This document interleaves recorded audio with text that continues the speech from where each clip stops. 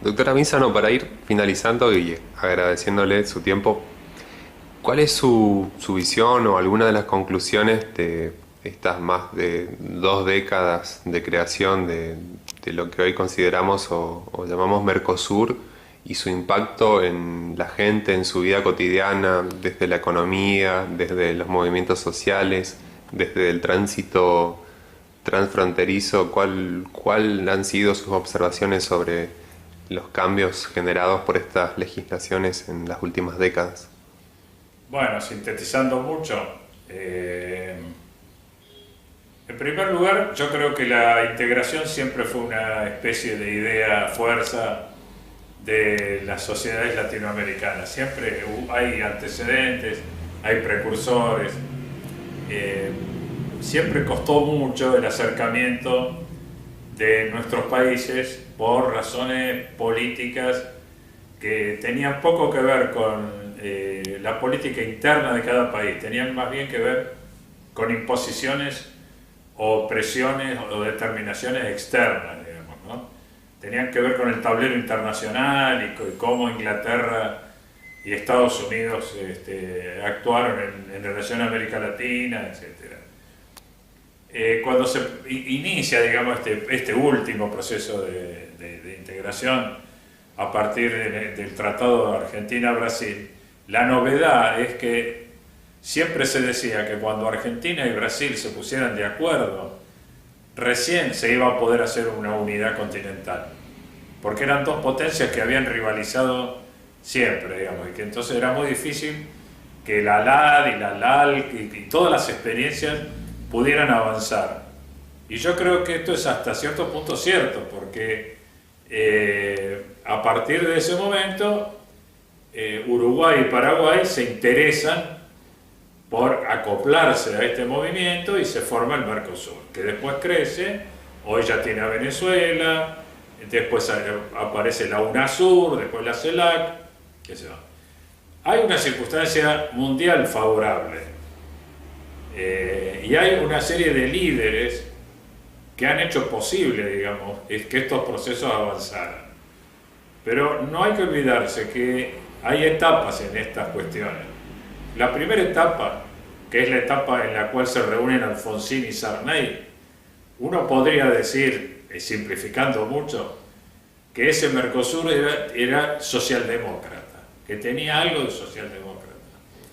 Por lo menos Alfonsín y el llamado alfonsinismo dentro del radicalismo tenían una línea socialdemócrata. Pero después, ¿qué pasa? Que viene la ola neoliberal. Entonces, de ese hermoso proyecto con Brasil, que era tan complejo y tan rico, se pasa al Mercosur, que en su letra es un tratado básicamente económico y comercial, y se empobrece en muchos aspectos. Este sería el momento de la integración neoliberal. Pero una vez que ya se había lanzado el Mercosur, la sociedad civil toma el proyecto como suyo. Entonces empiezan a aparecer los Mercosures. El Mercosur de los ingenieros, el Mercosur de los campesinos, el Mercosur de los fabricantes de, no sé, de autos, el Mercosur. Es decir, todos los sectores que hacen suyo el proyecto, más allá de lo que han decidido los gobiernos, empiezan a trabajar a favor de la integración desde sus perspectivas.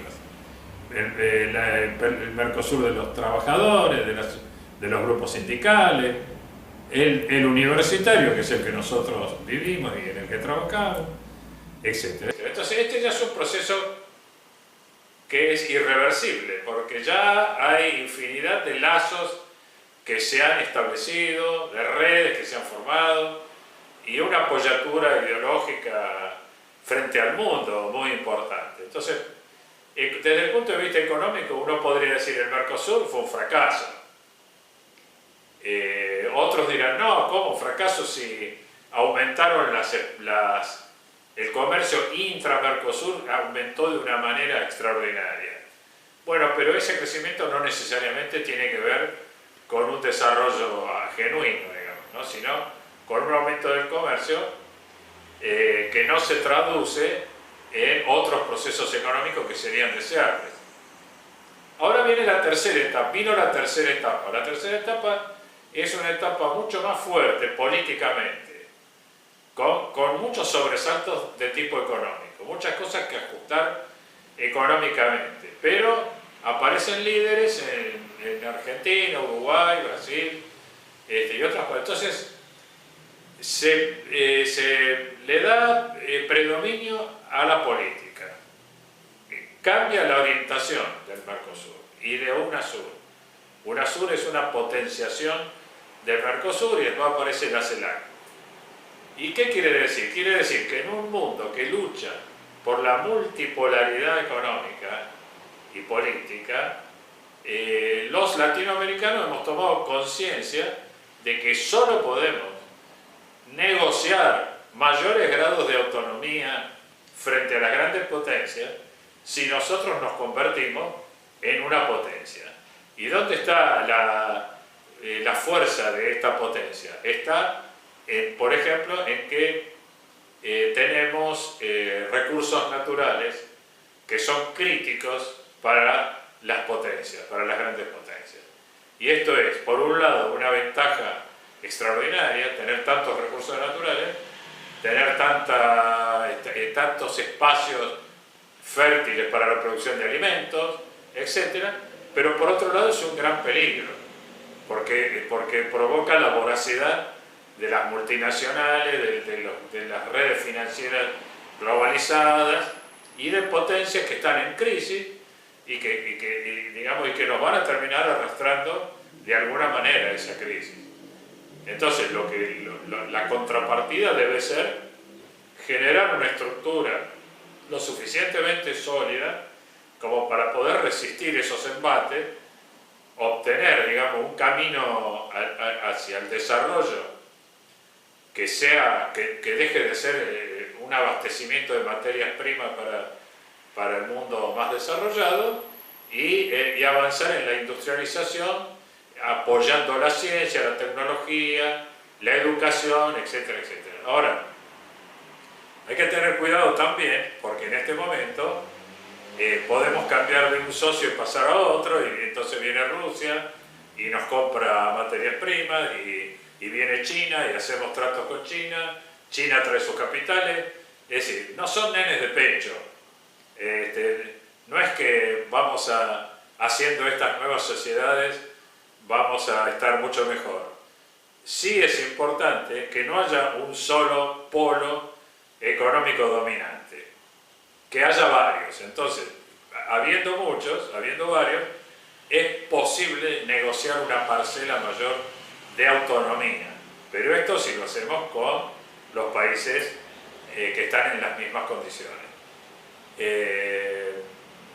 Necesariamente, digamos, este va a ser un proceso con muchas perturbaciones y con muchas idas y venidas, porque estamos en un mundo en crisis y estas crisis prometen multiplicarse. Lamentablemente es así.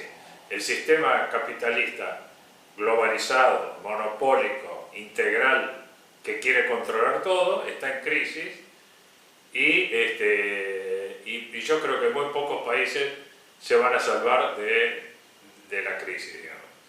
Por lo tanto, tenemos que pensar en esos términos.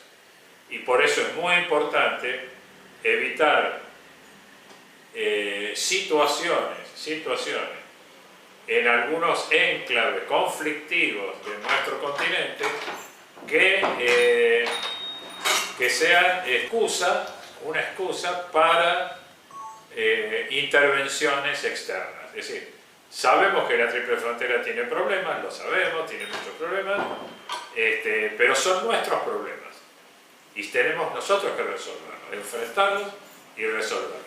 Y impedir que haya una escalada que podría darse, porque ya se viene preparando a través de los medios de comunicación masiva controlados por estos monopolios transnacionales. Digamos, hay que impedir que esto se convierta, digamos, en una justificación a futuras aventuras imperiales, digamos. Yo uso la palabra imperio sin ningún empacho porque Esto es lo que existe, digamos. Podemos hablar de globalización, de mundialización, de lo que se quiera, pero lo que hay son imperios. Y no hay que olvidarse nunca que eso que nosotros llamamos del imperio por excelencia, que es Estados Unidos, tiene gastos en armamento que son el doble de la suma de todos los demás países que están en Naciones Unidas.